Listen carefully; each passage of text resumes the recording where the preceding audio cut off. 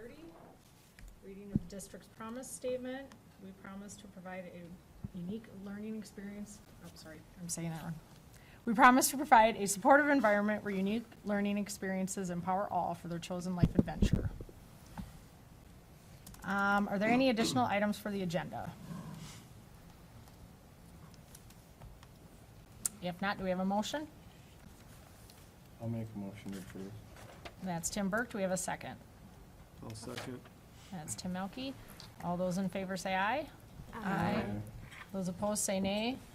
Motion carries 6-0. Recognition of visitors and open forum. I don't think we have anybody scheduled to speak, or any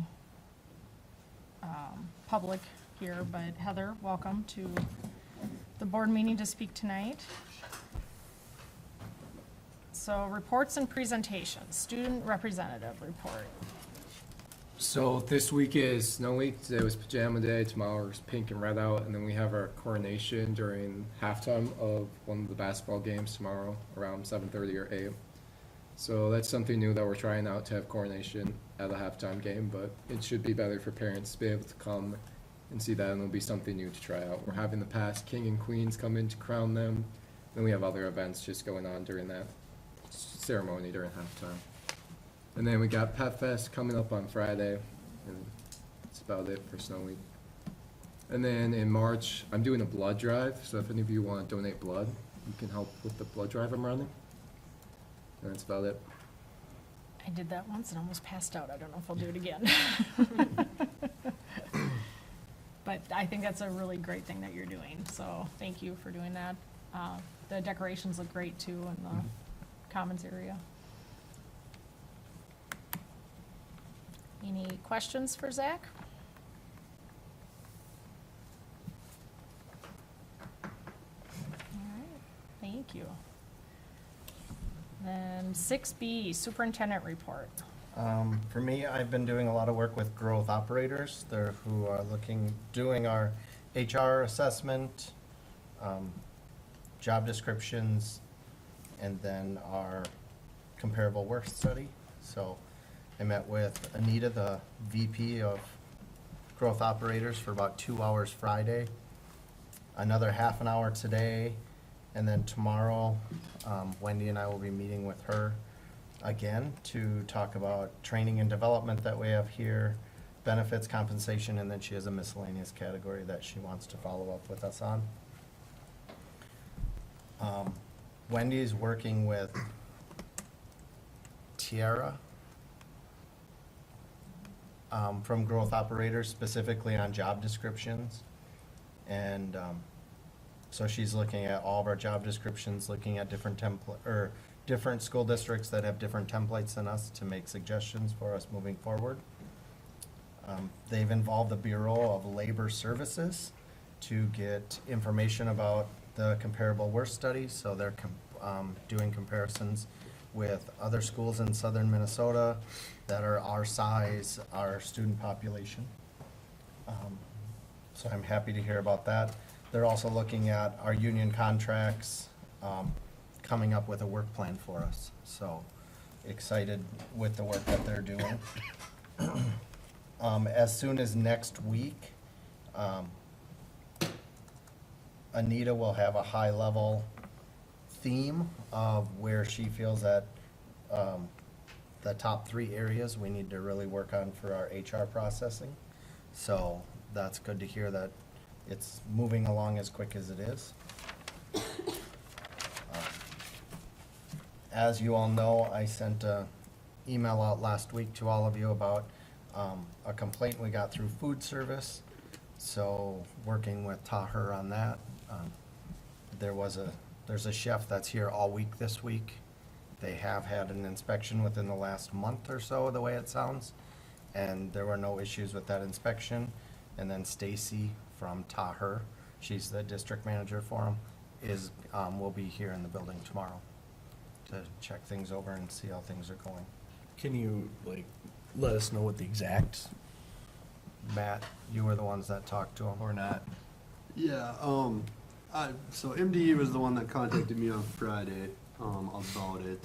and then, of course, it was anonymous, so we don't get to know who did it. I think they said it was probably a parent.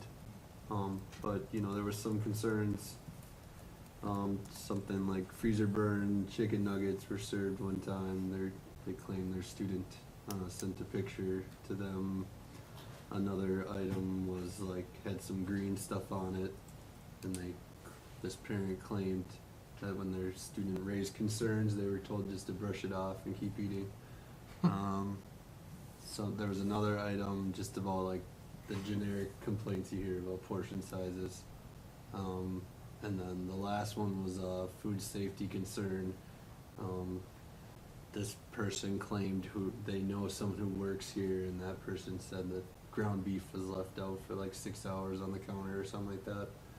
So MD told me that they called the health board, and the health board was already, you know, kind of on high alert, but they said they had been here recently and they didn't have any concerns when they were here, but because of this, they'll circle back more often and kind of make sure they're keeping an eye on us. So, but mainly, I mean, it sounded like if they get a complaint, they let the school know. So it wasn't like we're the only ones who's ever had this happen. It was just their standard procedure of letting us know. And I actually talked to Stacy further today. She wanted me to give her a call, and she just wanted to make sure that we know that they're on top of it. You know, even if there's no real merit to the complaint, they're gonna double down efforts anyways, just to make sure things like this don't happen again. So, And I did receive a picture of a freezer burnt chicken nugget that I sent to Sure. Jeremy, so, yep. you know. Is this a time to bring up stuff about food service again, or are we gonna, We're going out for bid for food service again. okay? Well, because received a parent that called and talked about how their students were told they could not have seconds on that day because, and this has happened more than once, because everybody likes that certain whatever food that was being provided that day. And if they gave seconds to the first and second shift, there won't be enough for third. And I've heard that from a couple different people. One was my own daughter stating that. So, I mean, if that is happening, that needs to be addressed. They either need to have more meals ready, if it's something that the kids really like. So that was brought up. So just, I figured if we were talking about it. Okay, thank you. That's the first I've heard that. Right. I mean, That- right when they started and Gary was coming on board, I know there was a couple meetings where he was expressing how surprised he was at how much the kids eat here. But then he said he ordered more, you know, more qualities of food to make sure that they're on top of it, but The person that contacted me contacted me about 2 weeks ago, talking Okay. about it, so. And then I asked my daughter, and she said, yeah, some of her friends heard the same thing, and so. And, yeah, Taher's made a change to their menus too, so they have chefs now at their higher up level, creating like 2-week menus. And then they go in our region, this is your menu for the next 2 weeks. So they get all of the ordering together. Um, And I'm not convinced that's something I agree with or I like for that matter, 'cause- Yeah. but that was just brought to us at our last meeting it was either early last week or, right, The week right towards after. the end of the month, yep. so. I was told they were working to eliminate Donut Day. Nope, Donut Day is staying. Oh, it is? Yeah, I complained about that and said, That was one of those, you know, that if they went to the universal menu thing that they were trying to push to all districts, it was donuts was only gonna be once a month, and we were like, no, we like Donut Wednesday. So they said we could modify it, you know, to districts, you know, certain districts have certain things like that, but, Can we ask for our district to have higher quality food? you know, we other try, I districts, mean, we maybe? try to push that out. I know it's kind of always been the struggle because they have their metrics they have to adhere to as far as, you know, they can't lose money on it. They have, you know, we charge what we charge. Their food costs by state statutes have to be under that threshold.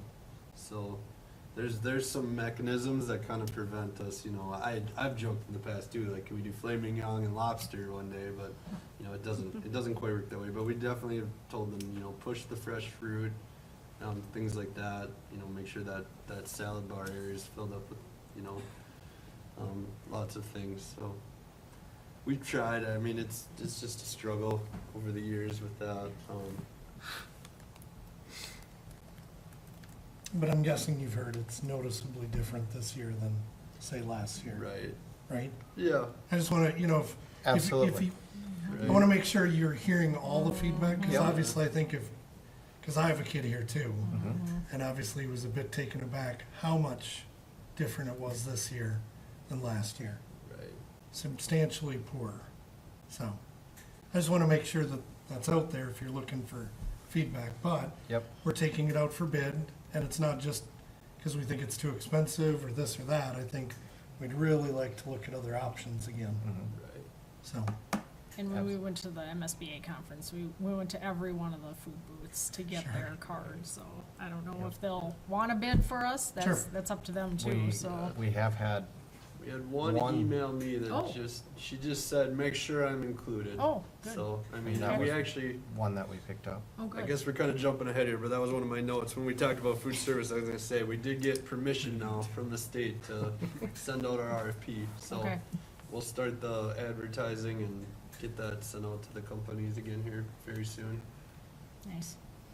Sounds great.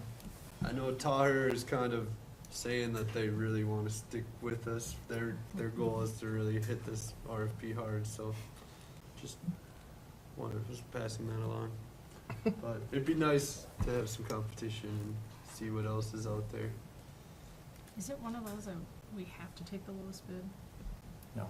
Okay. No, there's actually, so part of the RFP, you set a criteria, so, and I set it with Jeremy's help, but it's basically, here's 100 points, where do you value? Now, Okay, I think the minimum is, 40 has to be price or something like that, but the other 55 you can set how you want. So Okay. we've done like experience with Minnesota schools, local, you know, whatever, menu, innovation, I think we called it. There's a couple others that have like, you know, 5, 10 points, so it adds up to 100, and then if we get multiple bidders, then we can score them on that matrix, and then at that point, whoever has the most points, that's where you'd kind of be locked into them.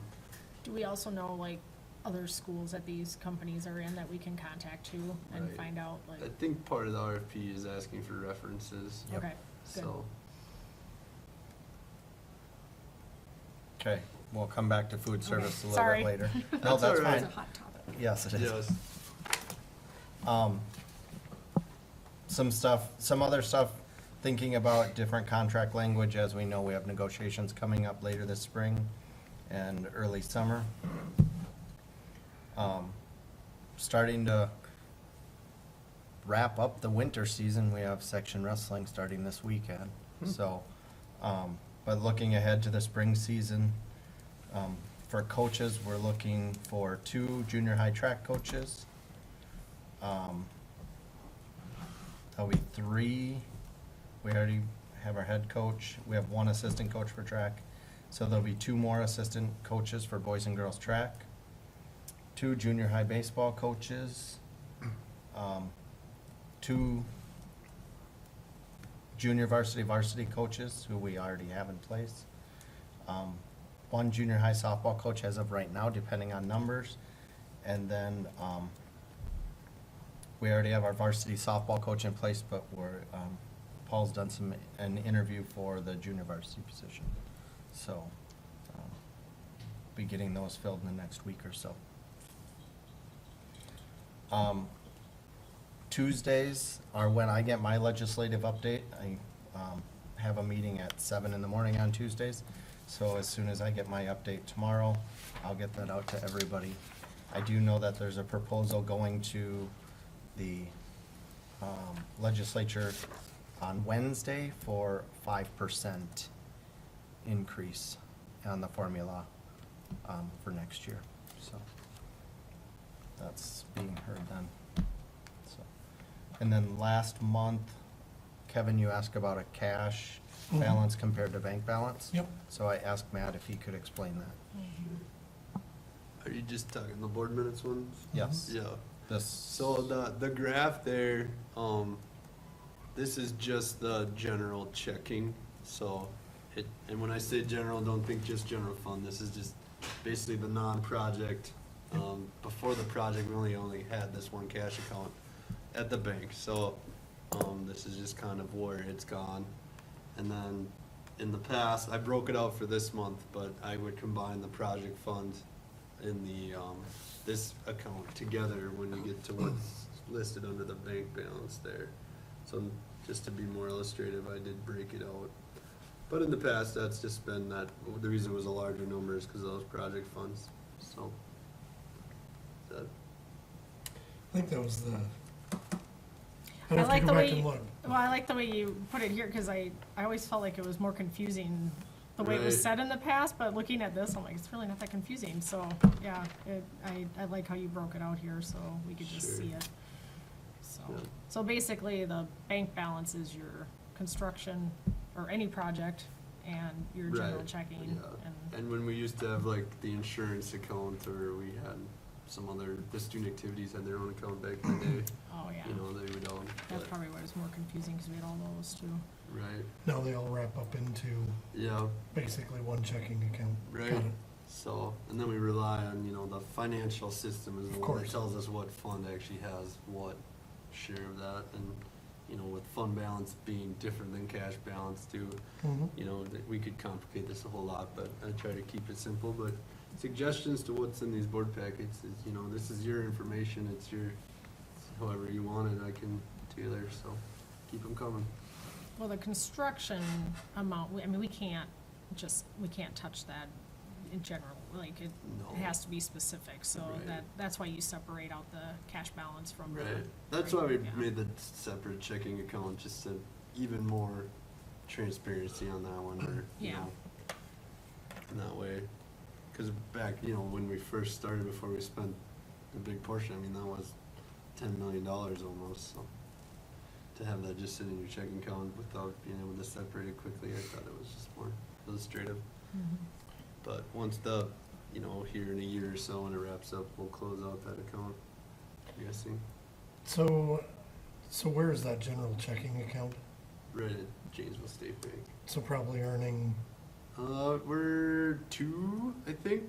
What we have, a system with them is, they set it to whatever the feds are doing. It's like a 25 cent or percentage point trailing. so it's tied to prime. Yeah. Cause when I first started, it was like 0.05. It was Right. barely anything, and coming from my background, I knew about the MISLAFs and whatever the other option schools have. Yep. But the appetite at the board at the time was to keep it at local. But I said, well, if we're gonna do that, you got to start, you know, at least paying us market rate here. You know, it was almost criminal where we're at. So as we've rolled the various interest waves, you know, we've made more or less. But right now, of course, with the feds doing what they're doing, Mhm. we're making a decent clip there. And then we're cash basis versus accrual as far as accounting. No, we're accrual. We're Well, modified accrual when it Okay. gets to, is the term for the actual general fund, and then full accrual when you go to the entity-wide statements, so. Okay. We don't track like our payables monthly, just because we only do 1 year and close, so really payables are only present at, you know, End June, of the year. yeah. Got it. Okay. Thank you, Matt. No problem. Is on the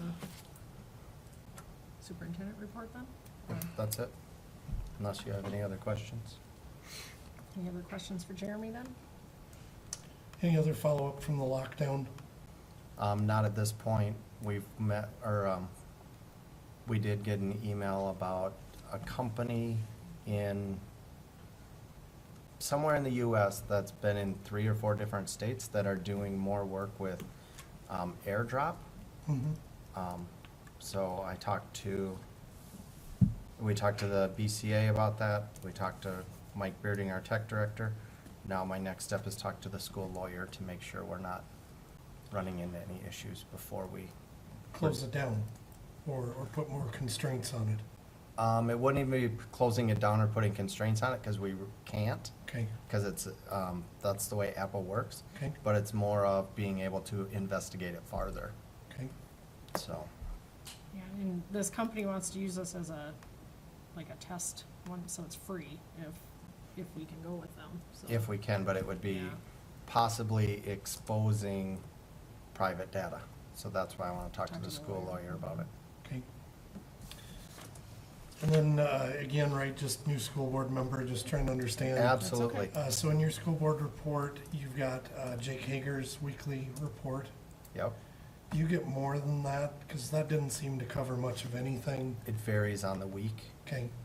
so. As to, again, right, just Mhm. trying to understand as a new board member what's Right, going on. and that's the, what kind that's of the, information do you get? yep, that's the information he sends out to his teachers to keep them updated on happenings during the week. Okay, because there wasn't really much there as it relates to, you know, goals or objectives, or here's what, you know, I'm working on this week.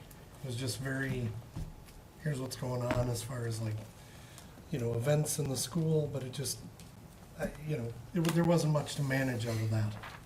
Okay? So I was just curious on, you But I know, don't do you think have, that was set up though, that, That's for not goals set up. and Understand. objectives. Yep. so I'm just wondering, so Yep. do you have, how does Jake and Paul and others, how do they, do you have one-on-ones with them? I have on a regular- one-on-ones with them every other week. Okay, So I have one-on-one, I have hour-long scheduled meetings with all of my directors and principals.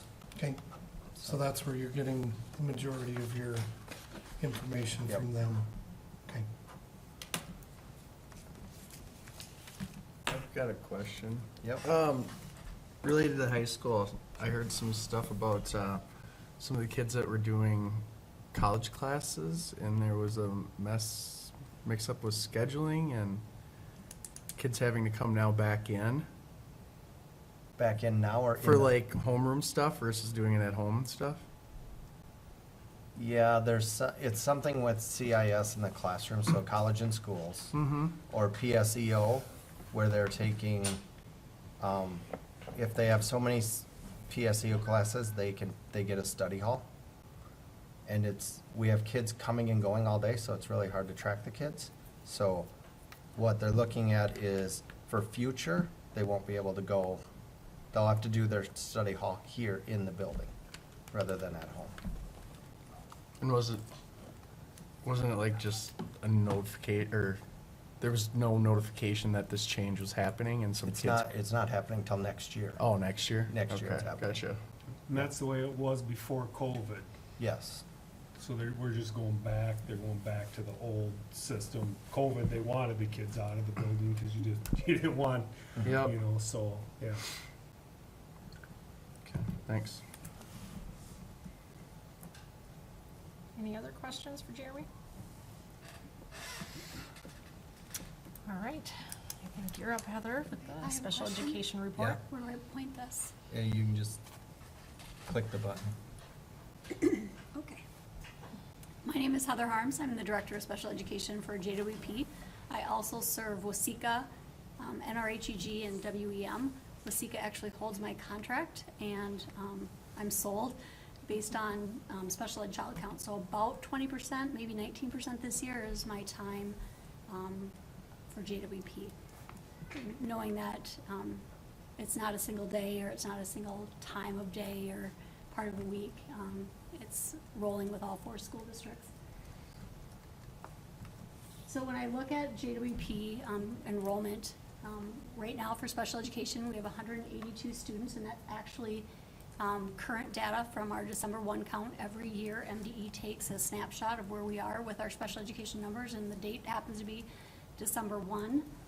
So any student receiving services on December 1 gets counted. If they start their IEP brand new on December 2nd, we don't get funding for them until the following year. And that's just how they do the snapshot. That's about 19% of the population of JWP is receiving special education services. Statewide average is 16.8, so we're a couple points above average. Last year, from 21 to 22 to current year, we have a increase of 13 students that came into the district, or they qualified for special education services. Right now, we talk a lot about retention and recruitment and fully licensed teachers. And so, right now, we have 92% of our special education teachers, and that also includes speech pathologists, are fully licensed. They're a tier 3 or a tier 4 teacher or pathologist. 8% have an alternative license. That actually equates to, I believe, just one individual, and that person has an elementary education background, just not licensed in special education at the time. When we look at our enrollment numbers and we look at those that case manage our students, we have about an 18 student to 1 teacher ratio. That does not include our speech pathologists. That is just special education teachers, case managers. That is a little bit skewed because our early childhood special education caseloads are lighter due to state statutes for caseload limits, as well as our secondary life skills teacher has a slightly lighter caseload because of the needs of the students that she serves in her program. Questions about? Yeah, sorry. Who is our secondary life skills individual? Paige Bellick. Thank you. Mhm. So special education, our role is to, or our obligation to state and fed is to find students who could be determined as to have a disability. So that's called our child find obligation. Under our laws is IDEA, so Individuals with Disabilities Education Act, as well as Section 504 of the Rehabilitation Act. We often call that Section 504 for short. IDEA has a child find obligation requiring our schools to identify, locate, evaluate students who are suspected as having a disability. And those obligations come to us through our general education student assistance team. Could be a referral from a parent, or a referral from a teacher that typically then brings it to the gen ed student assistance team. Section 504 has a similar obligation of child find. Again, locating, identifying, and evaluating students who are believed to need an accommodation or that could be special education. Sometimes we have students who come off of special education services because their disability isn't impacting their education any longer. However, they might still have some needed accommodations, so they might shift to a Section 504 plan.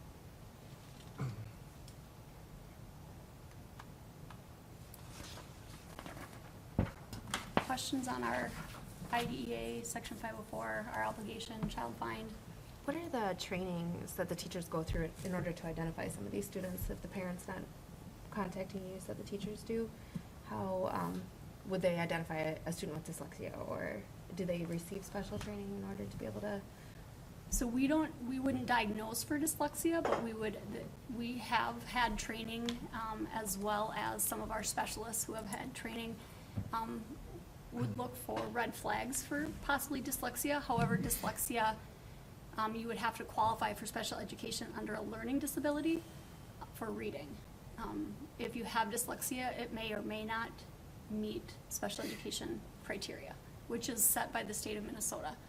I think there are 13 different areas of qualification for special education. Specific learning disability is one, so they would have to meet that. So we have school this page right here. So the second to the bottom, we have speech pathologists that help give us data. We have school psychologists that gather information. They do intellectual testing. Our case facilitators are trained in doing standard academic testing, so that's part of the specific learning disability criteria. And then a variety of other sources that we would gather information from. We use a lot of information from STAR or MAP testing, FAST testing, whatever the district is using, information from classroom teachers. They might have some curriculum-based measures that they have shared with the team. If they go to the student assistance team, then the team is developing interventions. What interventions can you provide to the student to try to keep them from special education, in essence? If those interventions are working, then we wouldn't go for special education. If we see that the progression is not where we want to see, then we would recommend, or that team would recommend, after reviewing that data, to possibly go to a special education evaluation. Intervention is with a general education teacher, specifically working with that student on the area of their need. Does that answer your question? I think so. So based on their testing would probably be the biggest red flag that you'd have. So if they have a lower test score in some of these fast tests or other, then you would. And they would have to meet Pursue it Minnesota further. criteria, which right now for our districts, we use severe discrepancy, so it's intellectual, what's their IQ. There's a chart that is provided to us from MDE, what's their standard score in reading. If that meets the threshold based on this chart, then we would look at, do they also have then a processing disorder? So they have to meet all areas of disability, and so they might for that. So we'd look at all those different areas by all the people that have been trained, school psychologists, the case facilitators trained, and your teachers are trained in the tests that they give, and interpretation of that as well. So in our 4 school districts, we have a shared director, myself, assistant director Linda Hullapeter. There are 2 support staff out of Waseca. One is a special education assistant, and she helps teachers in all districts with our SPED Forms program, which is where we write all of our special education paperwork. And then our special ed administrative assistant really works with myself, Matt, Jeremy, and a lot of financial sides of what we're doing for all 4 districts. We have our JWP case facilitator. She is a special ed licensed teacher. She's just in a leadership role within the district, and she's the one that does the academic testing and has been trained to provide that assessment with validity and through, following the rules of that process. Special education teachers, we have speech pathologists, we provide adaptive phy-ed, DAPE for short, occupational therapy, physical therapy that are school related, not clinically or medical related. We have an audiologist that we have a contract through South Central Service Co-op in Mankato. We have a teacher for the deaf, hard of hearing, and she is out of MVED. And then we have a vision teacher out of South Central Service Co-op. Orientation and mobility for students with vision is out of South Central Service Co-op.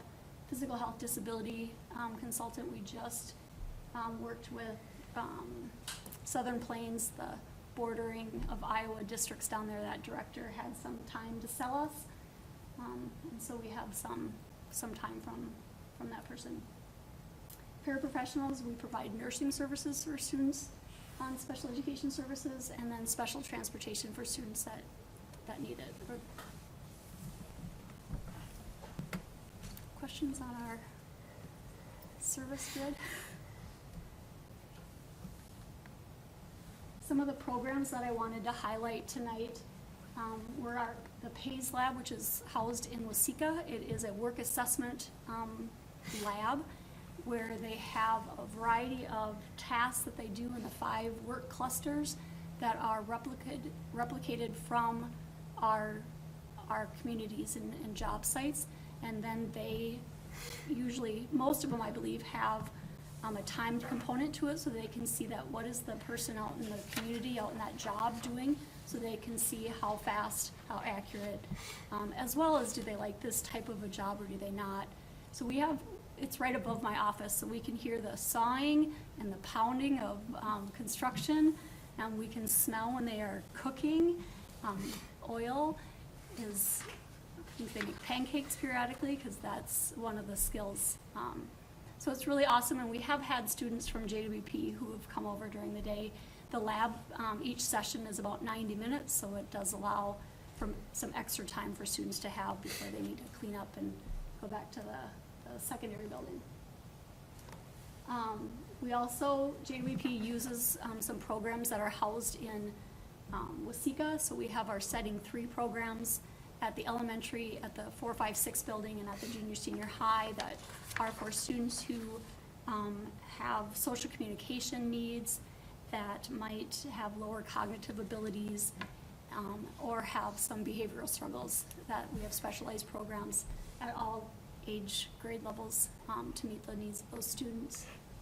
And I'm gonna hop over to the right side, so sometimes we have students who have higher needs that need more support, a smaller setting and higher, staff ratio. And so we are associate members of Southwest Metro Intermediate District. The hub of that is in Shakopee, but they have districts that are, full members all the way from Buffalo, all the way down to TCU. Oh, and now us, New Richland. So we have a 18 to 21 program for students who have done their senior year, but they still have some needs, usually in employment, home living, and some independence. We have an 18 to 21 program housed at Waseca that's part of Southwest Metro. That is in its second year. We had 5 students last year, and we have 10 this year. And I think we're gonna go down to about 8 next year, so it's doing well, they're doing well. And we have what's called the Passages program, that is for students who have behavior, mental health struggles, and that is currently located in Waseca. And then there are a variety of programs housed throughout the Twin Cities programs of Southwest Metro. We have some students, not necessarily from JWP, but from our 4 districts who go to Jordan and Chaska, I think, are the 2 main sites that we've used in the last couple of years for services for those kiddos.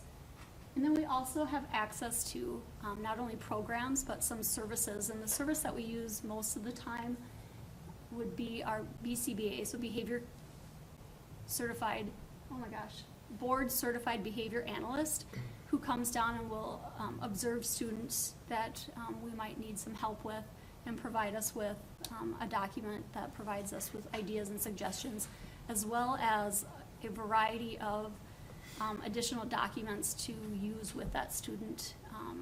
Might be some on task or behavior or some visual schedules. The one individual that we typically work with has provided us with a lot of great supports that the teachers say, I can use this with other students too. So it's been good for learning as well through this process of being part of them. And then the other thing, I'm gonna hop back to the left, is Dreambox Learning. We started that this fall. We have Dreambox Math, Dreambox Reading, and then we have something called Squiggle Park, and that's for our littlest learners, our K2. Reading Plus is 3+ all the way through high school, and Dreambox Math is 3rd through 8th grade. I might have that wrong. But it's a base online curriculum that teachers can use. We recommend about 10 to 15 minutes, 2 to 3 times a week. It is not their only special education service. We don't want that. We want it to be supplemental because we want teachers working with kids, and they want to work with kids. But it has shown to be, it has good data that shows progress. And so we're getting into it. We had a huge hiccup when we started this fall, and so because of that hiccup, they have given us some free professional development for our teachers, which is awesome. We didn't know about Squiggle Park right away, and so when they found out we didn't know about it, they were like, oh, we do have this, so let's shift some of our stuff into Squiggle Park, which is a reading, and they gave us some more PD. So they've been really good to work with, and we have 2 sessions coming up later this month for our teachers to learn about the data, looking at their dashboard to see what their kids are doing and how do they then, keep moving forward with the data that they're gathering from their kids. I think that's everything unless there's questions. So with the roughly 20% of time that we're paying for, how often are you and/or some of the staff actually in our building weekly? I think some of it depends on what's going on. Sometimes we do virtual instead of physically being here. I think sometimes the weather, we do virtual instead of driving in the weather. Sometimes I might be in another district and I can't drive here in time to get here, or vice versa. I can't tell you how many times I'm here, but if I'm not physically here, I'm typically on the phone, emailing, or working with Angie on the financials, or Matt, and then sometimes we work on staffing. Yep. and same with Linda. Any sort of macro or micro trends you'd share with us just about what you're seeing since you cover, 4 different districts? Are there some things that are starting to stick out or that we need to be aware of that's happening? Any trends that you're seeing as it relates to special Right, education? right, Yep, yep. I mean, the biggest trend is the cost and the number. We've seen an uptick in special education numbers. Some districts we see more. Right now, we're being inundated in our early childhood, birth to 3.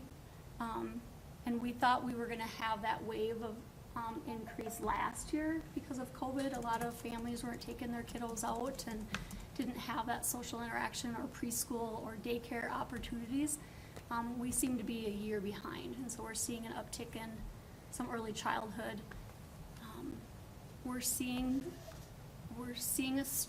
an uptick also in behaviors of even our younger elementary across all 4 districts.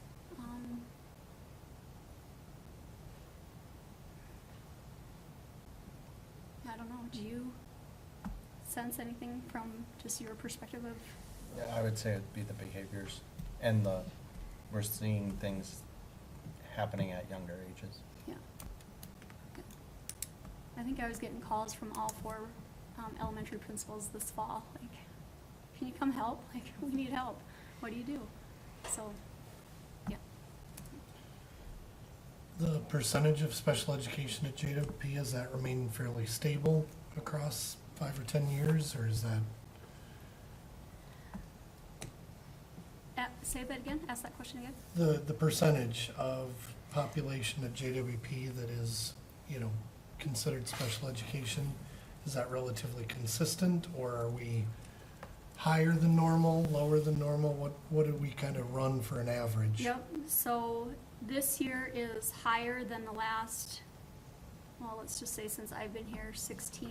It's the highest in the last 16 years, 7 years. Okay, highest in 7 years at 19%. Yep, 2 years ago, we were at 18.8. All the other years were about 17 and a half, 17. Back in early 2000s, they were at 22%, but then the state average back then, I don't have it going back that far. So state average went up last year too, Okay. by a point. Okay, Yep, thank you. yep. So you mentioned you're in contact with the principals and. Case facilitator. So the actual, are you only in contact with the facilitator, or do some of the teachers, do they have the availability to contact you? Oh, yeah, they do. Okay. Yep. Oh, yeah.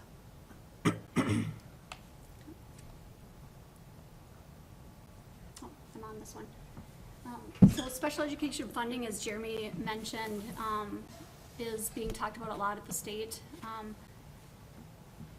And I gave you a handout of what the special education, Minnesota Administrators for Special Education, what our platform is.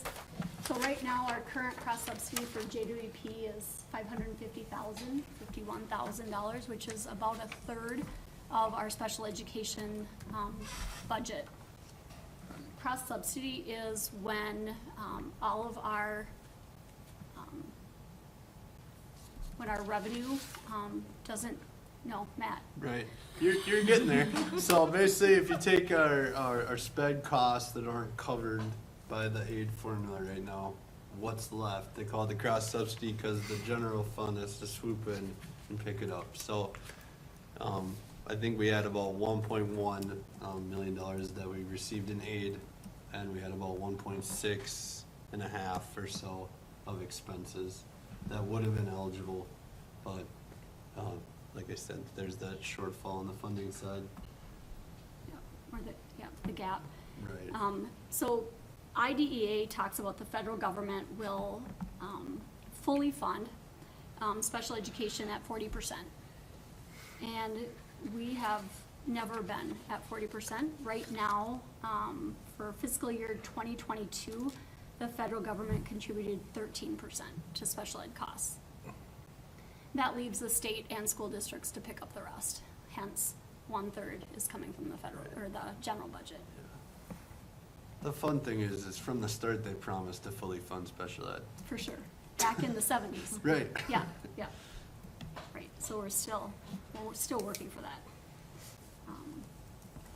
And I think Walls is proposing, no, not Walls. I just read this. They're wanting to try to get it closer and closer, they're working to get it closer to the 40%, but in the next 10 years is what they said, I thought, yeah, Walls, I think, was targeting cutting it in half. subsidy. Mhm. Yeah. Right, yes. So our special ed platform, we want equitable and sustainable funding systems. And part of that is to create an easier to understand special education formula.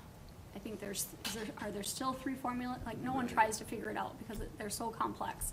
I think only Paul Farron at the state can really truly understand the 3, and we qualify in one of the 3 ways.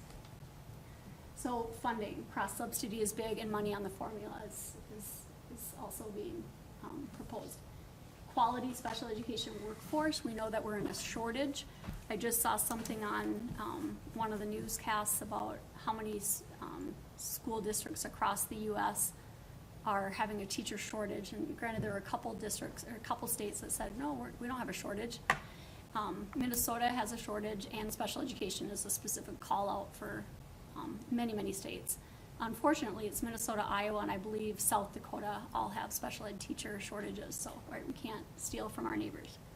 Not that we would ever do that. So looking to find ways to get people licensed so that we can get our workforce to where it needs to be. We're lucky here in JWP, we filled all of our special education openings that we had, and 92% are qualified, or fully licensed, they're all qualified. And then the last one is mental health supports for students. And each of those 3 areas is outlined on your black and white copy of our platform. Some of the other items that are being talked about that are more relevant to special education is free breakfast and lunch, which I think passed last week.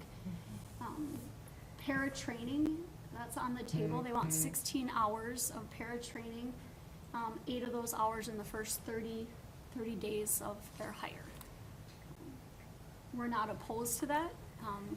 I think most of our districts already provide paras with onboarding training, especially in the fall. Might be a little bit more difficult if they start mid-year, which happens often.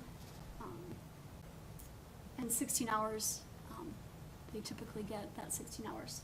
It's the piece that we have questions about is what, are they gonna dictate what areas of training that the paras need and take that out of local control?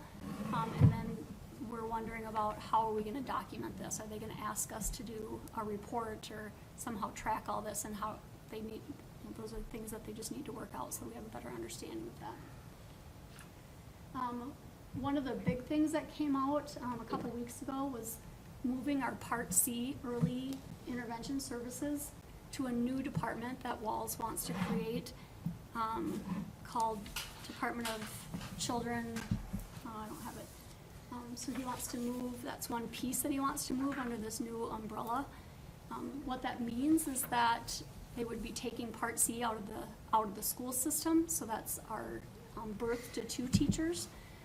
And so, right, they're worried about where they're gonna be and what they're gonna do and how they're gonna be hired and what that looks like. So this is just a proposal. There's a lot of things that need to be vetted as well as approved at the Capitol before this could go into place. His projection is 2025, so a lot can happen between now and then.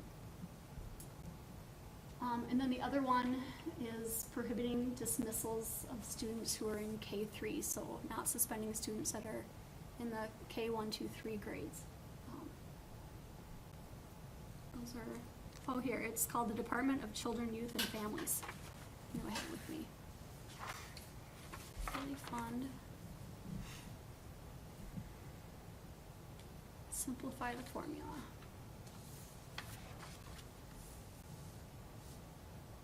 And then there's, special education reduction of paperwork, so. Let's see what happens with that. Ms. Heather, Yes. can you remind me how paraprofessionals tie to special education?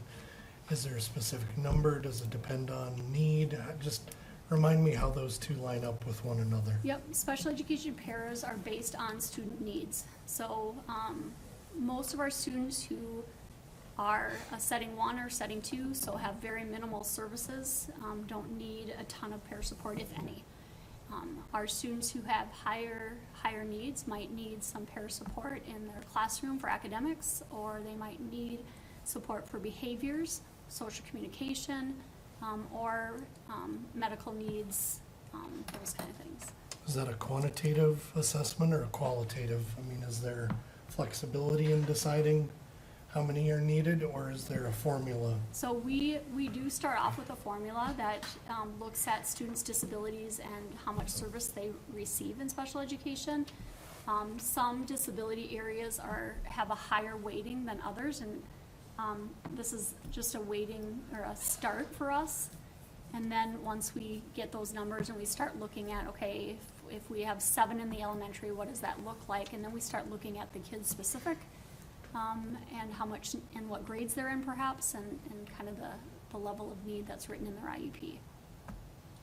And does that then have to get approved from a budgetary standpoint, or is there just a recommendation made it if there is some flexibility in how many, for instance, paras that we have Yep. associated? Is that, how does that move through in our budget?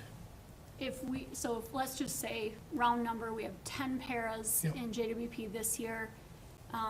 We likely will have our 10 next year unless, let's say we have a high needs student has moved out. But typically we have turnover, so we probably won't be cutting any paras.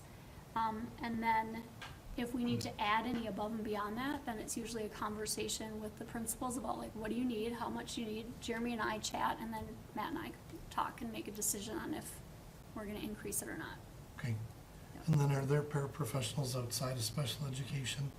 Yes. Okay. And how's that? That's Maybe- funded through right now, the only paras we have outside of special education are community ed paras, and they're funded through community ed, Okay. And they assist in, early child, or in preschool programs. yep, excellent. Thank you. Now, it's wraparound, that doesn't warrant paras, right? Because if they have a para in early childhood and they are participating in wraparound, they don't have a para follow them into that program, is that correct? Or could they? Community ed receives discretionary dollars for students in those programs who might have a disability, so they get some extra funding for that to be able to provide para support for students with disabilities should they be in that program. Okay. But wraparound is like childcare, right? Mhm. Yeah. So we don't send paras to daycare settings. It just happens that this one is here at the school.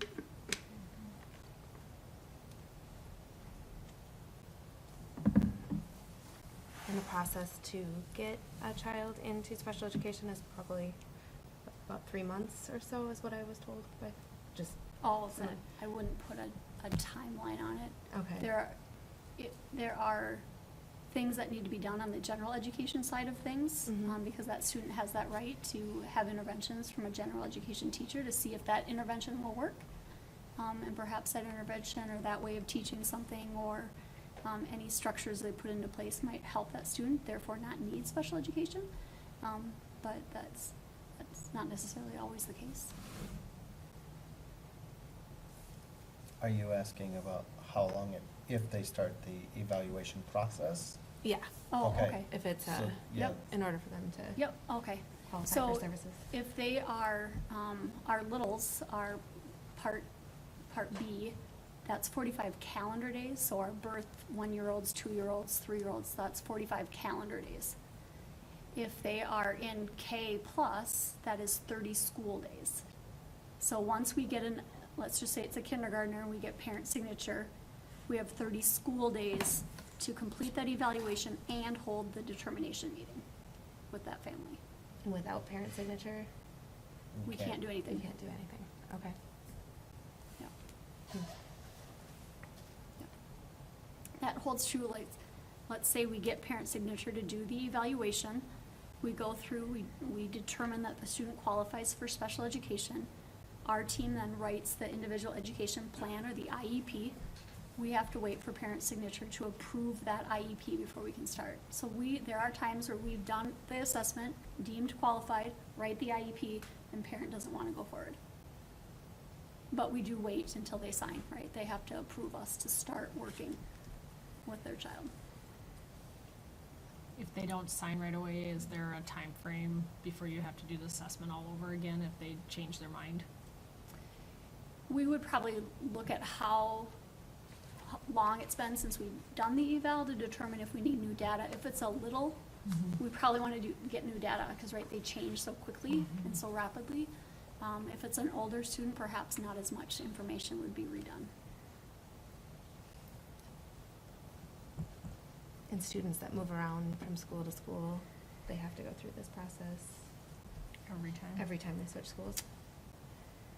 No, Or- if they switch from, if they are qualified in one Minnesota school district and they move to another, we start serving immediately on day one. If they are qualified in, let's say, Florida, and they move to Minnesota, heaven forbid, that they, right, this time of year, we start serving immediately, but then we have to do an assessment to determine if they meet Minnesota criteria. Because no one state is, well, I shouldn't say no one state's like, Minnesota has its own set of criteria for qualification. Yeah. If, let's say, a student from Florida qualified for a learning disability in reading, and they happen to use the same testing protocols or testing assessments, IQ, standard score, and academic processing, and we can connect their testing with our criteria, then we wouldn't have to redo all the testing. So for a high school student to be identified as a special education student, the testing you're using is the MCA testing? No, or- it depends on what the need is. So if it's a need for, if it's a concern for academics at a high school level, we're pretty concerned about that because it should have been caught earlier. Mhm. Some of the qualifications that we see at a secondary level would be other health disabilities, so ADHD perhaps, and maybe it just, once the rigor gets kind of harder at the secondary level, maybe that ADHD might be more impacted, or students who start to have emerging mental health issues, which is pretty typical to come out in upper junior high, early senior high, and we might see some emotional behavioral needs that come out at a secondary level. Typically not a learning disability, but. Okay. And then finally, I'm sure all of you have seen over the last year and a half, the remodel of our life skills program and the a la carte that they provide and the experiences that the students in her program receive is amazing. So has everybody been down to see it? Kevin and Joni, have you seen it? Okay. I've not. If you, I'm sure somebody will show Oh. you if you would like to. And Yes. during the day, if you can, that would be the best time because you can see them and buy a snack. I haven't Yeah. seen it during the day. I'm gonna have to come over sometime. Well, what is it, Thursdays at 11, or around 11:30, you can get a whole meal? Yeah. I'm writing that down. You have to pre-order. Yeah, we'll have to- Pre-order? I don't know if you Yeah. get them in your school email yet, but, Oh, yeah, they come out in school, you know. Try that. This week it's a Mm-hmm. chicken bowl. Was So it's it? Mashed Oh. potatoes, gravy, chicken, cheese, all in a chicken Just bowl. like the KFC. Oh, wow. Yes. I haven't been there in a long time. I'm gonna have to try it. And then the last thing I have is, Kevin, I'm glad you brought it up. Before COVID, we did a school board walk and talk where we went through our WSECA programs, the Setting Free programs, and showed the different school board members, some of the program that we had at WSECA that is utilized by all 4 school districts. And then COVID hit, and then we were gonna recreate it in November, and I could not find a date that there wasn't a school board meeting or some kind of meeting, so we scrapped it until this summer. So the plan is to look at having 3 school board talk and learns. I changed it a little bit. The first session will talk about understanding special education, our purpose, the laws governing, and eligibility. And then I have it planned in my notebook what session 2 and 3 are gonna be about, but that first one, Linda and I will be putting on this summer is what we're looking at. That we might find some easier dates to get that figured out. So I will send those out and you'll get them in your school email. Awesome. Thank you. Any other questions for Heather? Or was that it, or did you have more? Sorry. Oh, I think that's. I shouldn't have. Nope, that's it. Okay. I thought so. I remember. Anything else that you wanted to say on that at all? Nothing else. Okay. Well, thank you. Thank you, Heather. Appreciate it. Thank you. All right, 6D, budget information. I know we already talked about historical cash balances. Anything you want to talk about with enrollment update or? No, enrollment's down, 5 students right now. We've had we've had a couple that transferred over to Wasika actually, into more of their specialized programs. And then a couple that are off-site and then will be coming back, after being away for a little bit, so. I do have a question on the enrollment, and I just noticed it. I don't know why, but why did we change our K through 12 total budget from 655 to 675? When we revised the budget, we put a new target on it for revenue, so. And that, we did that, cause I went back and looked, and the year before, we kept it at 650 the whole year That as might have being been more an conservative. oversight on last year. I didn't think to update that Okay. budget, but I caught it this year. But Okay, yeah, in December when we did the revision, we put the new target at 675. so we could end up coming in being under what we budgeted, so then we're not really being conservative when we did the 675. Well, normally the conservative we try to hit really in May when we do the first round of the budget. Normally the revision, we're trying to be a little bit more accurate on where we think things are gonna end up. And, Okay, I mean, obviously right now being down the 5 kids, I mean, that would be, a little under where it's gonna be at, but, these numbers we'll kinda see how it shakes out. yeah. But something to, definitely keep an eye on. If we do dip lower, it could be somewhere we'll just have to keep that in mind, Yeah. so. Okay, I was just, like I said, I just didn't know if it was a typo or if we, did it Right. on purpose, so. Yeah, Okay. So you're thinking that if we only have 670, but we're budgeting for 675, we're gonna come under budget? Well, you won't get the revenue for it. Right, because so you're gonna yeah. we'll be over budget. Or Well, we'll spend more than what we're taking in. Right. yeah, I mean, it's Possibly. it's Which is a just negative. one of the factors. I mean, the But are you budget. concerned about that at all? no, Okay. no. It was just, in the past, we were always budgeted for our per pupil units of less than what we thought it was gonna be to be conservative. Yeah. So you're just surprised that it's reversed right now? Well, cause like I said, last year and the year before, the total budget never changed for the number of pupils, which is, it was fine. It's just, I just didn't know if there was a reason why we Sure. did it this year, so. Yep. No, that's a good catch on your part. So, and just trying, like I said, trying to show that better, that we set the new marker there. But Matt, are you able to change much, depending upon 5 students up or down? I mean, are you actually controlling the budget that closely? the only thing would be, so as far as the budget goes, once you set a number Mhm. as the board, it'll be like general fund total revenue expenses. Yep. I have some ability to shift dollars, but if that total changes at all, then I have to come back to the school board and get it reapproved to have that be the new budget. Cause that's what the auditors look at. What was the last school board approved budget? And that's how they base that. So As far as 5 students, no, I wouldn't be looking, you know, if we dip 20 students down or something, then we Right. might wanna revise. But once again, it's just a budget, so at that point, you know, we just have to keep, you know, those facts in mind, like, okay, we budgeted, the budget was based on this, we're down, so we know, you know, and then when it comes in, if it does come in under, but there could be other factors, you know, there's a lot of moving parts, so it, Right. you know, it's just one of those things you just gotta take into consideration. But, and you'll see here soon, but what Tim's referring to is we normally set, they're called budget assumptions, but we'll set those here in a couple months. And what we're trying to say is, here's the student count we're gonna go with for the budget. And normally, even if we ended last school year at like 675, like we did last year, we put it at like 655, just in case. And then this year too, another thing we'll do is, yes, the formula sounds like it's gonna go up. We don't know that for sure until, you know, the ink's on the page, so we'll probably set it at 0 for our budget, and then whatever happens is just a happy, you know, once we go to revise, then we'll know all the details. And this budget's gonna be really, a lot of those things are gonna be in account, because we'll have negotiations we won't know about yet.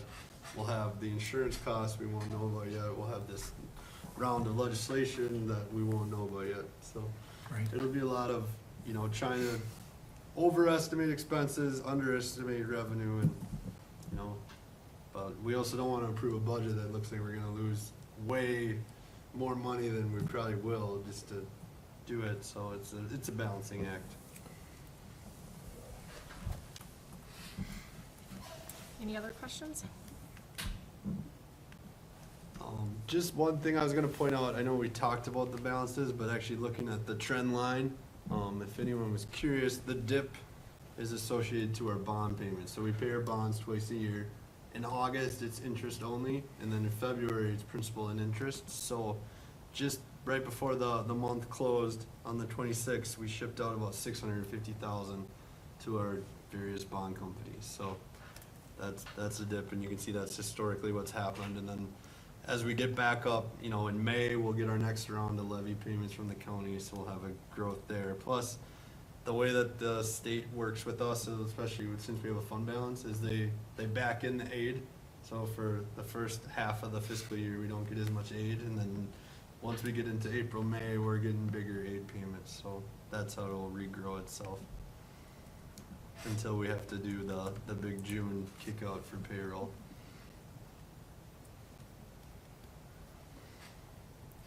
Thank you. Any other questions? Comments? All right, 6E, any committees that met? No. Sherry, I'm gonna put you on the spot. Your training that you did, anything that you wanted to bring to light? I know we talked about when teachers are hired, that we all have to be present to vote. Nobody can be absent, so I don't know if that's something you wanna go into a little bit more. That's the main one, any hiring or removing of a teacher needs all board members in attendance, and all board members have to vote. So no abstaining. Yep, when it comes to a teacher, so whether they're a spouse or, you know, and it went down to like 5 degrees, even like your great-grandparent, you still have to vote, so. Voting for a spouse, the only time you can vote for a spouse is in the hiring or the removal, dismissal of a teacher. So I found that was interesting. I took a lot of notes. Why is it just teachers? That's what I asked. And I think it's because they are licensed, and there's a lot more, you know, I don't know if it's because of the union Yeah. stuff too. the fact that it's, you know, a bigger union than some of the other staff, but they're nationally, or licensed and all that fun stuff, I think is the biggest reason. What about like retirements? Like That doesn't Monica, count. doesn't matter. No. Nor do like lane changes or anything like that. So you It's did just- check on the lane changes, and they said that didn't, okay. Yep, So it's just the initial hire and, yep. okay. And I got nice little cheat sheets of like special voting situations. all that stuff, so. I learned a lot. What was the training focused on, or what was the? It was actually officer training, so it was as chair, vice chair. And then they broke out into specific groups the second night, so the treasurer could go to one and the clerk could go to another. And so it was with various other chairs and vice chairs and superintendents, Got it. so.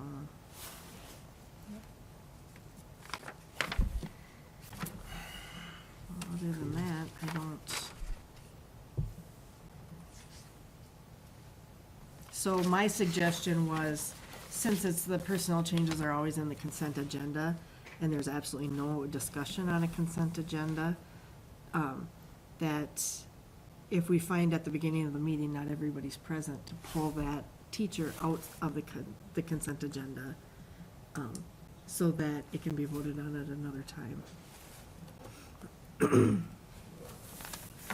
So what happens if we need to hire a teacher and for the first 2-3 months of the school year, we don't have a full school board here? How do you officially hire them? Yep, if you do not have a school board because someone resigned, whatever you have left, that's your school board number. But I'm just saying, so let's Like say in the in summer. August, Vacation. Tim Burke's on vacation. So we don't do it September, I'm out sick.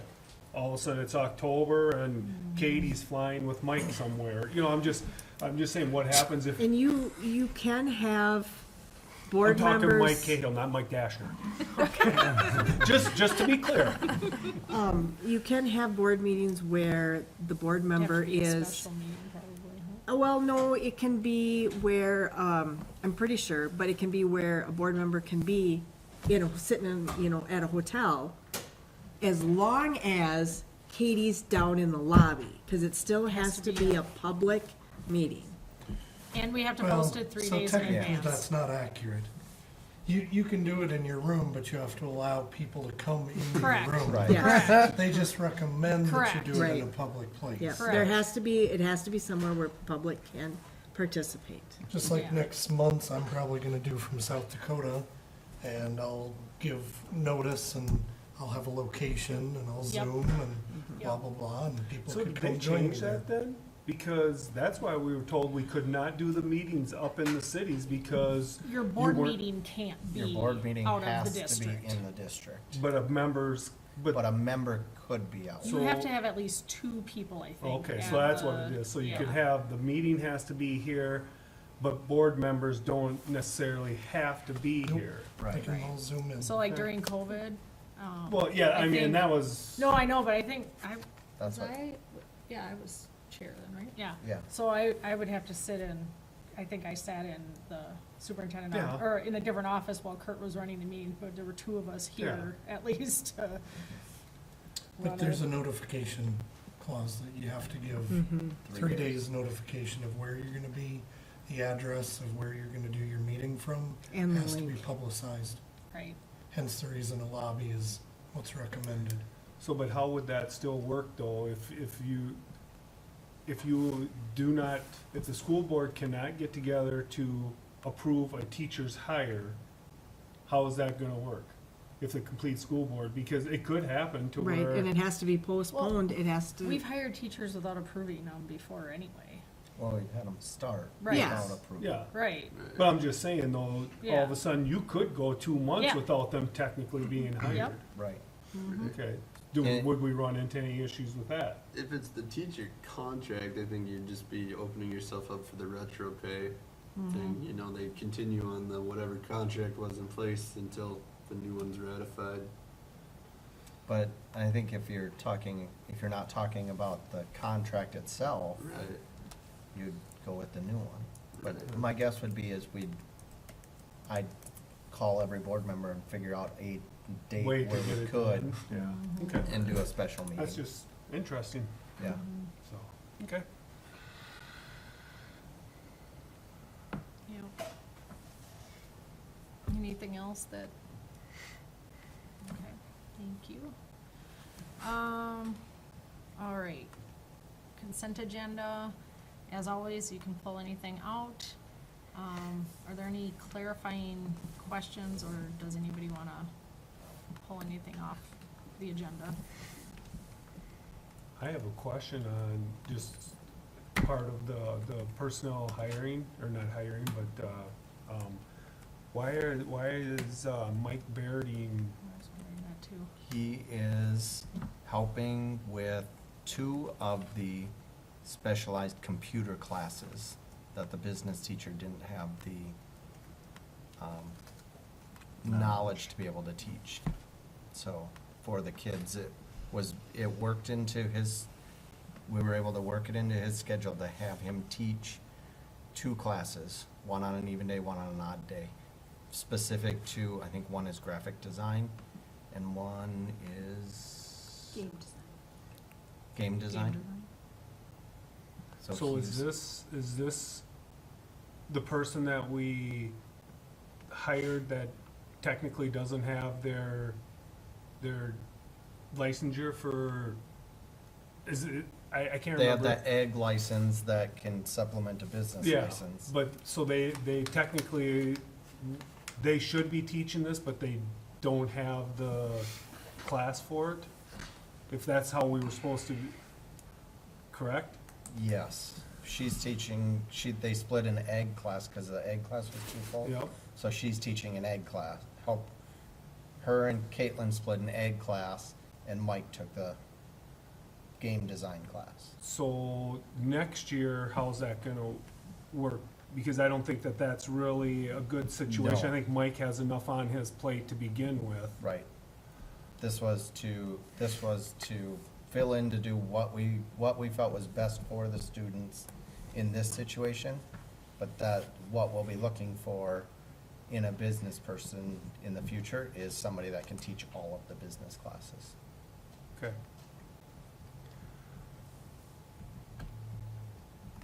So does that, the point, like, is that extra, or is that just saying that Yes, part of because he'll his- have prep time on Oh, it. okay. So does that put him at like 1.25 FTE? Or is he still a 1.0? He'd be a 1.25, but he's really, yeah, I guess that's probably the best way to put it. So, is a 1.25. And that there'd be other teachers that are in the same boat that have a Okay, overload, so. okay.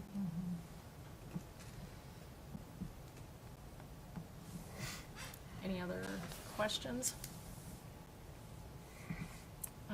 On the expenditures, we're still paying SiteLogic for stuff, right? How long do we Yeah. say, do we figure that out again?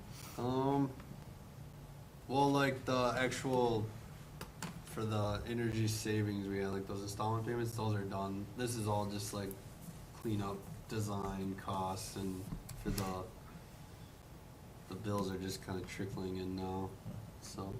And was, I'm not exactly sure when they're supposed to be over, but they have like the percent complete. Last I looked, I think it was at like 97% Okay. on the ventilation project.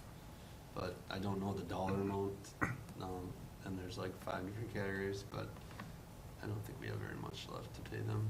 okay. And that other big building improvement one, was that for the fitness center? It was probably like the very last one on page 20. Was that So- the Schwab or something? SBL, yeah. Actually, that was the chiller.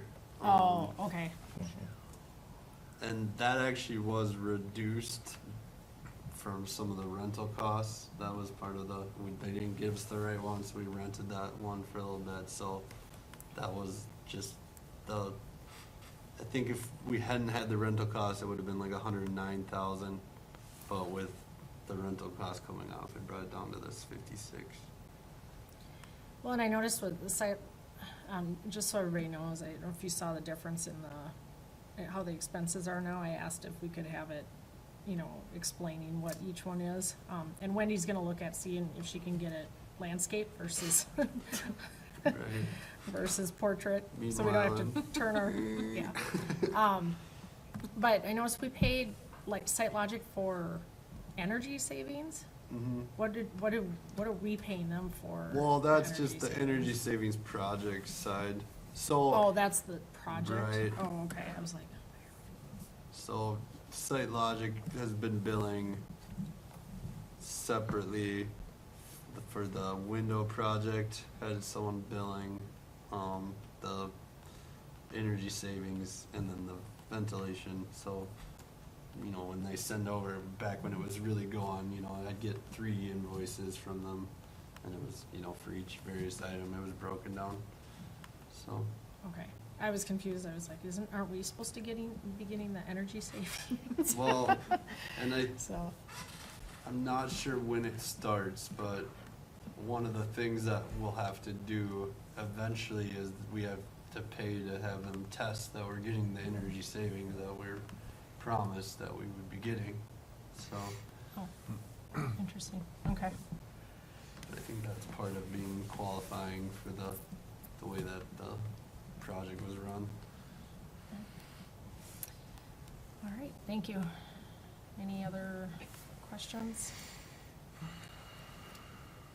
And if not, do we have a motion? So moved. That's Kevin Bourne. Do we have a second?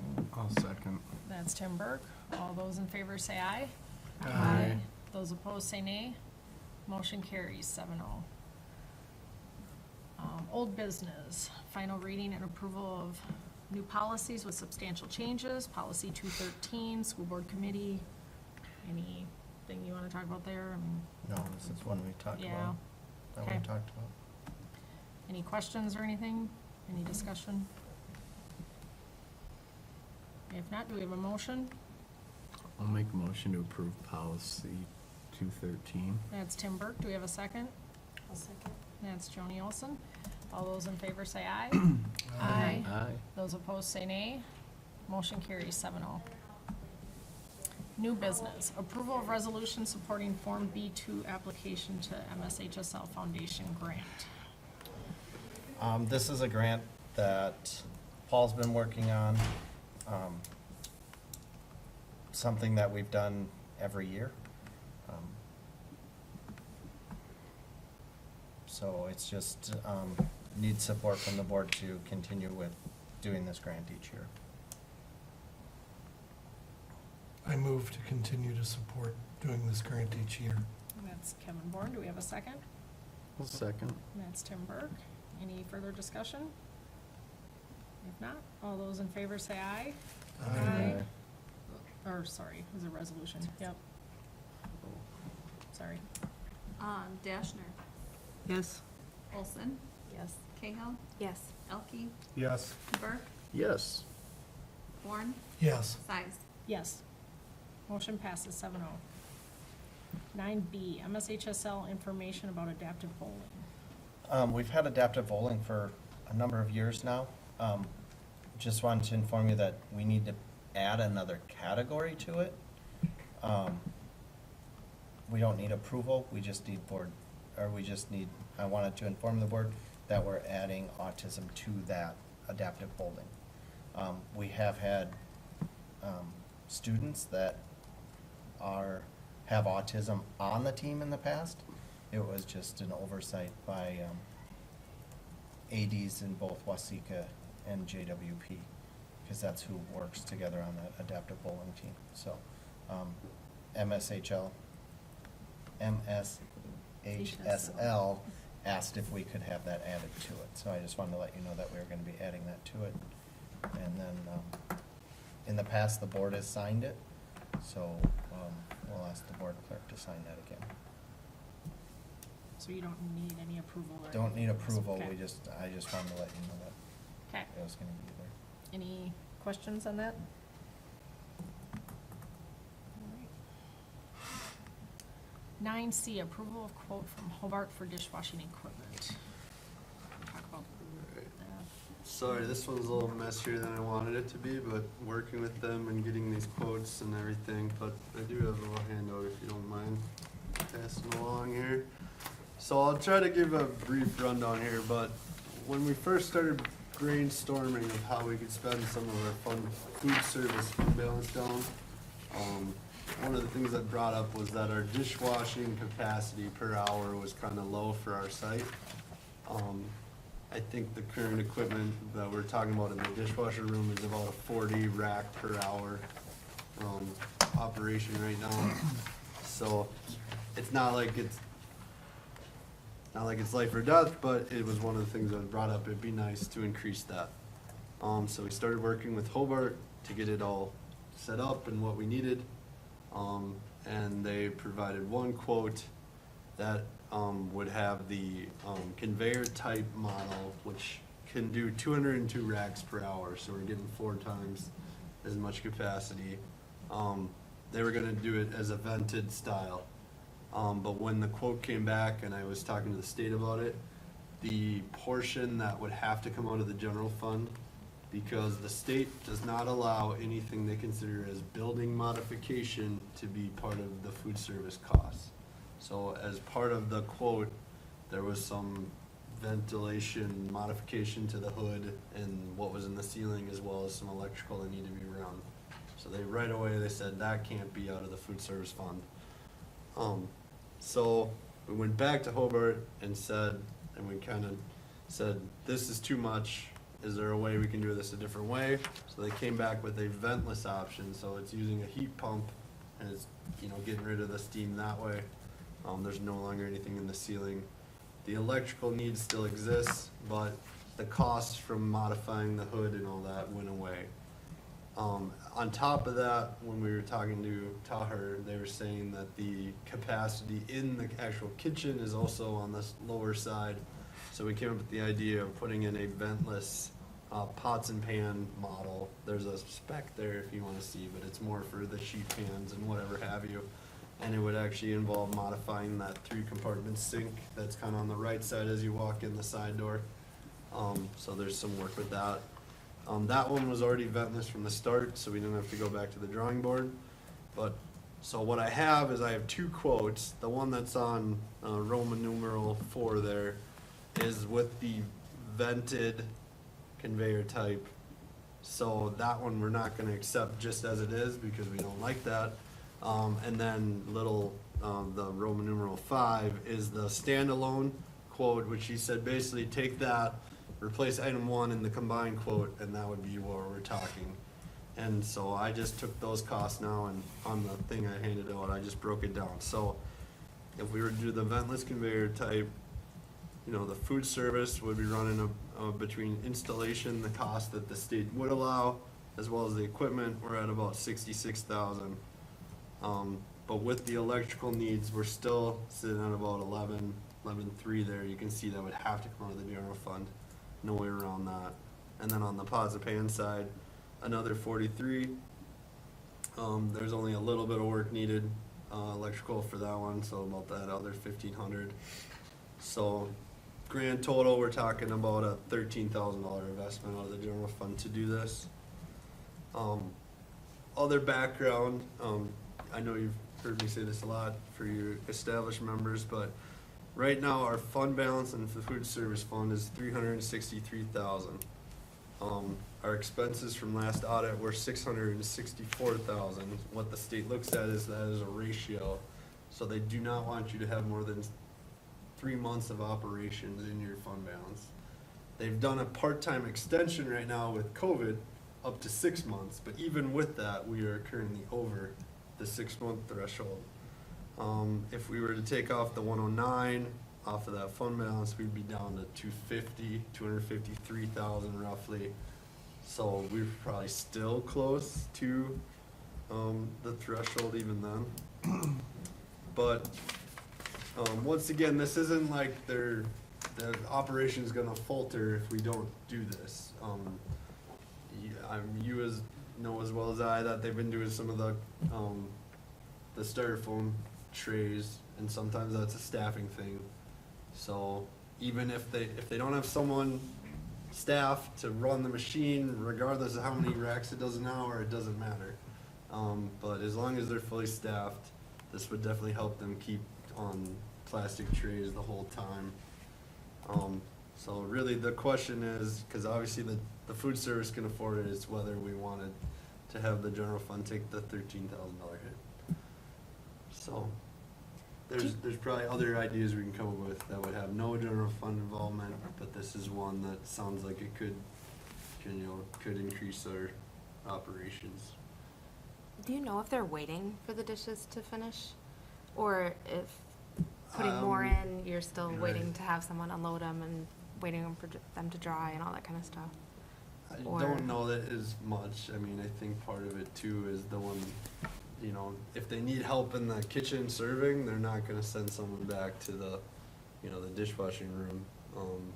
Even when they were fully staffed, part of it is, can we get the person working in there not to be as meticulous on the pre-scrubs and everything too, because there is some talks that, she's really proud of what she does and she likes that everything's clean, but it could possibly be done a little faster, just on its own, but,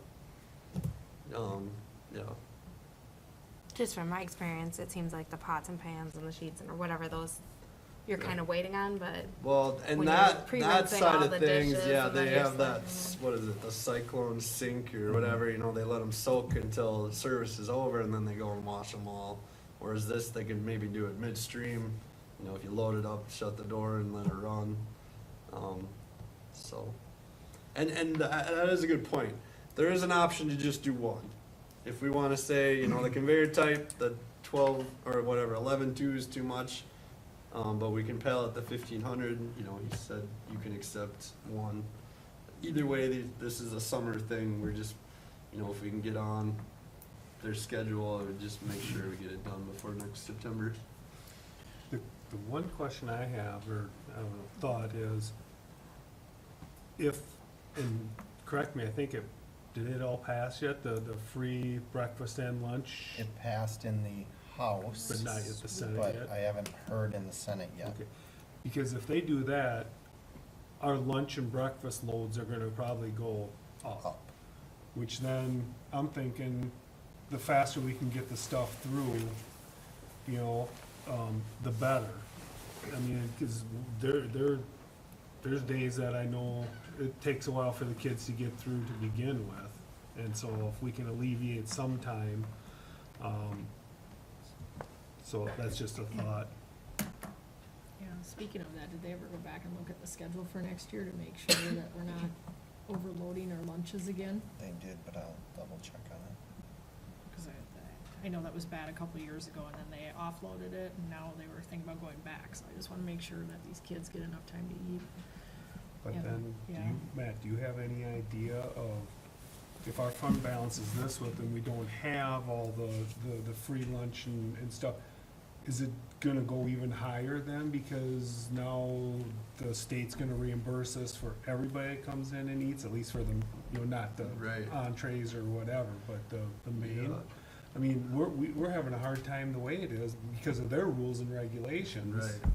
Yeah, I mean, and the other side, even though they tell us we have too much, there's no penalty right now, so there's Mhm. always that. But, yeah, I was looking at how they were gonna fund if they were gonna do the state free, cause the one issue, I guess it wasn't an issue, but during COVID, they were paying us 4.25. That was the federal rate for all the free lunches. Well, we charge a kid $2.75, $2.70, depending on grade right now. Mhm. So, that $1 whatever extra every time, that's part of the reason why our fund balance was just leaps and bounds. Yeah. So if the state's gonna, I believe the bill I read, what the state was gonna look at is if a kid's free federally, well, the state's not gonna give us anything.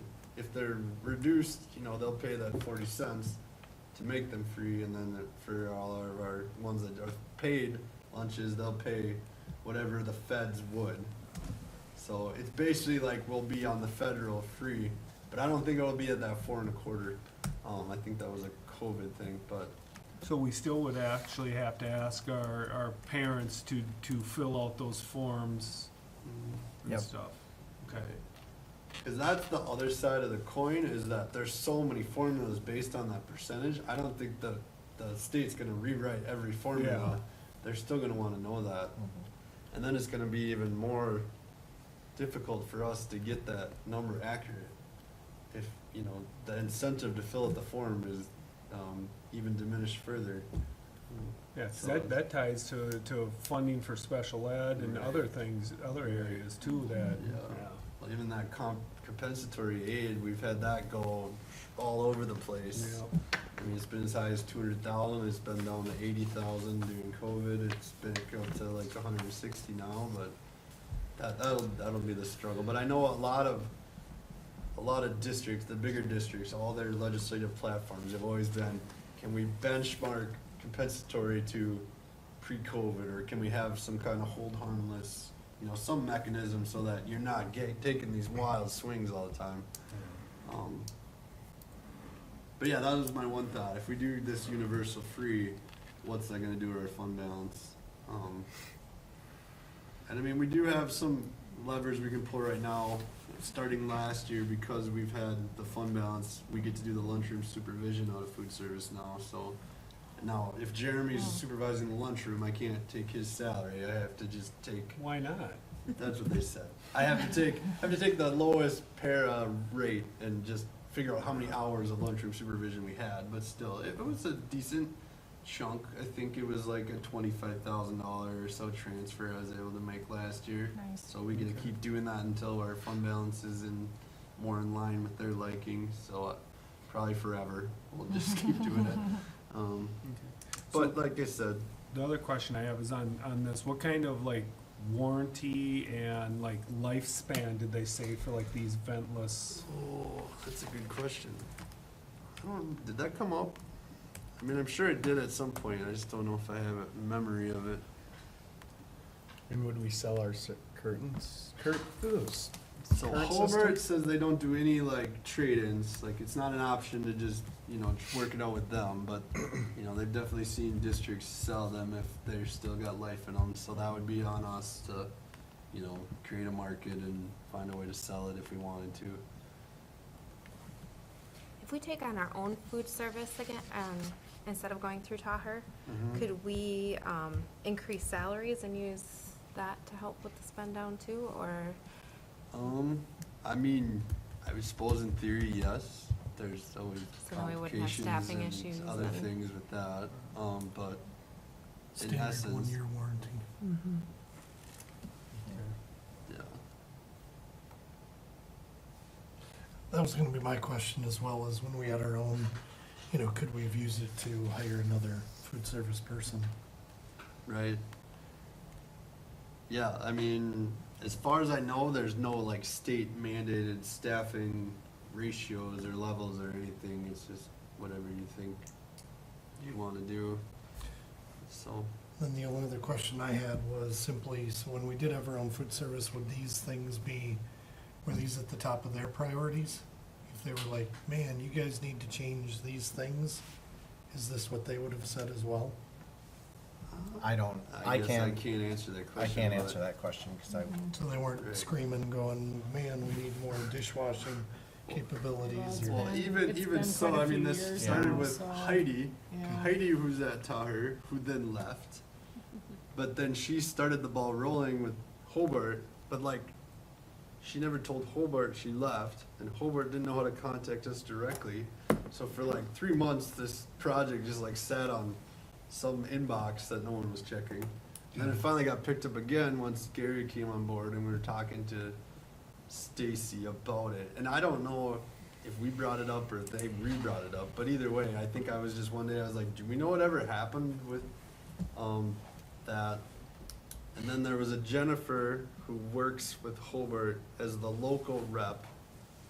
And she's the one that contacted the installation team. Installation team came independently and like assessed the area, right? but they never talked to Dashner about it while they were here.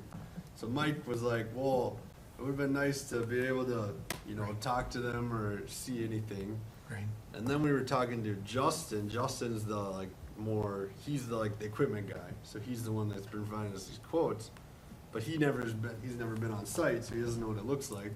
So it's just been all these little cross things, and then with Taher switching people. But I think we're at a point. I did ask Stacy the other day, do you endorse this project? She said yes. I asked Mike Dashner. He said yes. He supports the project. So it sounds like whether it was a genesis of theirs, ours, whatever, at this point, I think we seem like it's a decent solution. But like I said, if we don't wanna take the $13,000 hit, I completely understand. It's one of those silly nuances with the way the state makes us And do this. when we asked the staff, and they didn't really have any other suggestions, right? Or did we? Right. Yeah. I they mean, a didn't lot have of it's anything like else that they small came up stuff, with. like can we get more, plastic, whatever, it's like, yeah, go ahead, order whatever you want. Yeah, That's what I've always, yeah. I mean, Yeah, with okay. any like flatware or any, like even more pots and pans, like go for it. There was a talk at one point of maybe the freezer motor, I don't remember what That's happened with done. that, but I think it got repaired instead of replaced. Cause there was a freon leak that got discovered or something. Yep, that's taken care of. So that went out the window. So are you recommending this as well? I, Is it your it's one of recommendation those, that we well, it's move like forward one of with those it? like silly government things, right? Like, Mhm. we're just spending money kind Sure. of to spend money. But on the same Yeah. vein, I think like getting away from styrofoam does, Yeah. the fact that we're still doing styrofoam trays is pretty baffling in this day and age with recycling and environmental concerns. So to that end, yes, I support it if it makes sure. The only problem is, when I asked Gary, does this guarantee we'll never do styrofoam again? He couldn't say yes, because Sure. It's all staffing. staffing, Yeah. okay. Yeah. It looks like the dishwashing machine is an 18-month warranty. The extra 6 months. After they do the testing. Right. And this is, I mean, the one other thing that was nice, I guess, is this is complete. I mean, they'll bring it here, they'll install it, they're not leaving until it's operational. And it should take a week. I mean, especially without doing any of the venting stuff, it should only be like a week install. Sounds like a positive, and it seems like with your 25,000 that you were able to move on a para, you know, one could argue that you almost got the 13 covered last year, you know, by just being able to move, you know, overseeing, you know, lunch, so I guess I would make a motion to move forward with the proposal as is, the whole thing. Okay, that's Kevin Bourne. Do we have a second? I'll second. That's Tim Burke. Any further discussion? If not, all in favor say aye. Aye. Those opposed say nay. Motion carries 7-0. Nice job, Matt. Thanks, it's been a long journey. From Chris and it. Right, I'll send the first rack through. Right, Yeah, first trade. he'll put it on there, and then he'll run around and watch it go through. Yeah. This is so exciting. I need to make sure it's 202 racks per hour. I'll Time be it. there. Oh, you're I'll gonna be there time for a it, be the while. Oh, stopwatch? We need, can we pay for that too, the stopwatch? Yeah, I'm sure. I can push that through the food service. Yeah. The other thing is, and not saying that we should, the project timing being what it is, but we are having the food service review next year too, so I'm sure they'll be looking at it. That's why I tried to get ahead of it with them and making sure they agreed where we put stuff. But we do run the risk of, because every food service review, they'll look at costs that we've allocated. And when I first started, we were right into a food service review, and there was all these costs I had to put back into food service that time.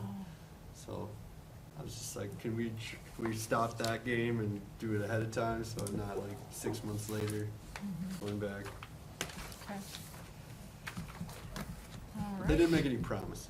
They just said, this from our interpretation at this time, this is what we'd say. Imagine that. All right, 9D, approval of Ehlers for continuing disclosure and arbitrage reporting services? Is that how you say that? Yeah. So arbitrage is, and right now, I don't think we're in trouble, but it is one thing just to watch closer, because arbitrage is a mechanism that's prevents us from issuing our bonds. We issue tax-free bonds, and then holding the proceeds and making interest off them. And so there's a calculation, there's a threshold, you can't make so much, so That's one thing they'd be checking on. And then continuing disclosure is just part of having these governmental bonds. We just have to put various reports out to the bond holders. But backing up, so right now, we have Baker Tilly that does these services for us. Before Baker Tilly, it was Springstead. And then before Springstead, the district actually worked with Ehlers. And then, or actually, I think at one point they overlapped. It was but I Ehlers and Springstead Yeah. at the same time. Yeah, so when I started, I kind of made a choice, and at that point, I had a good relationship with the Springstead guy, so I went with them. But he is now retired, then the person that replaced him, me and Jeremy didn't really get along with very well, and then she's now left, and then the new guy, so we're getting this kind of runaround, we're not sure who we're working with anymore. Meanwhile, I know the two gentlemen for Ehlers through various conferences, and you know, they are a very reputable, they do this for a lot of districts, so it seemed like it was a good time to make a change if we wanted to. The one thing I will say is Baker Tilly is more of a full-service firm, whereas Ehlers is just this kind of financial advisors. So one of the people we reached out to when we were doing this HR search was Baker Tilly, because they have that component. Now, they ended up not being able to help us, so it didn't really do anything for us, but just pointing that out.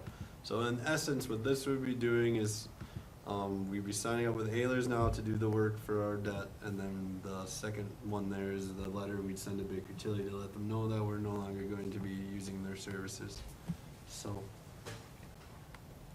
once this goes, I mean, the other thing is Ehlers, we were talking to them when we had our meeting, and we were bringing up all the various stuff, and I know I sent out a meeting to the finance committee, but we were talking about the election we might hold this year with the bond proceeds and the excess project funds. And one of the things they brought up was the fact that we could use it to pay off the 14A bonds, as long as the voters approve it, which was a new idea we hadn't heard yet from Baker Tilly, or if they had brought it up, but I didn't remember it being memorable.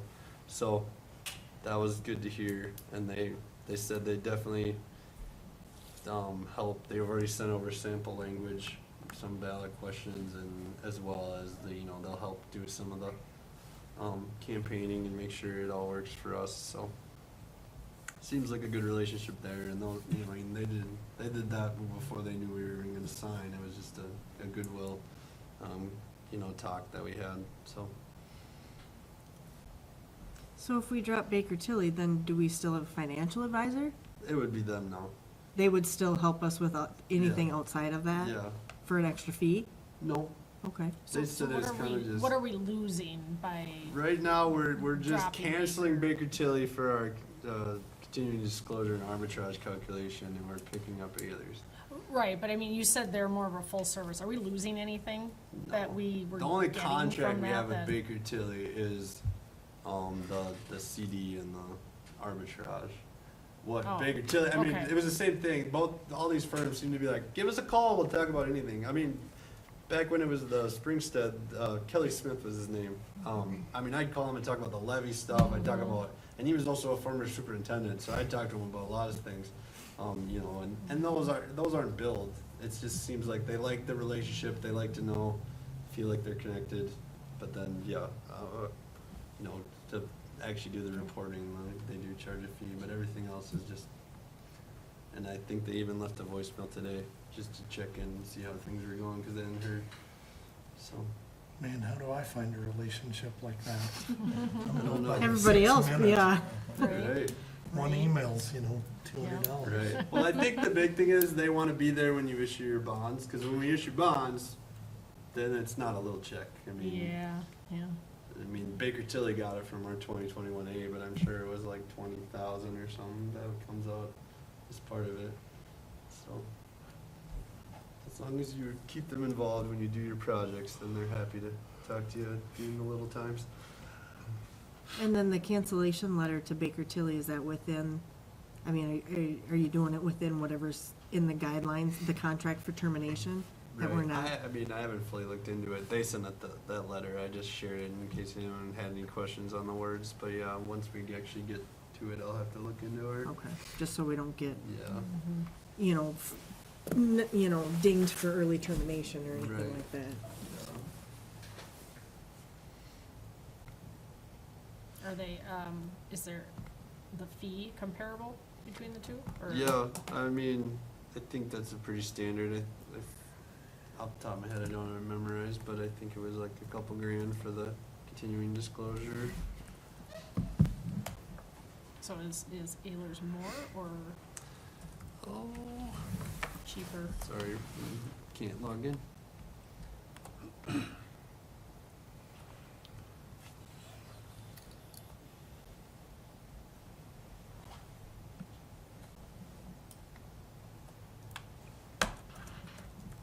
Should've been more prepared with that one. Is that kind of an annual? Right. One year. Yeah. I mean, I think every like, as you have a bond, so, you know, we have a 20-year bond, you have to do the initial, and then every 5 years you have to do it. So, but then there's each year, I think you just send a little update, even Small if. reporting Right. requirements. But every 5, you have to do a full report. And it, I mean, it's fine if you don't know offhand, I just was curious. Right. if- Yeah, that'll be fun. I have to figure out when we actually, because I know Springstead was before I started, so I don't know where the original contract is on that one off the top of my head, but Okay. I'm sure it can be found.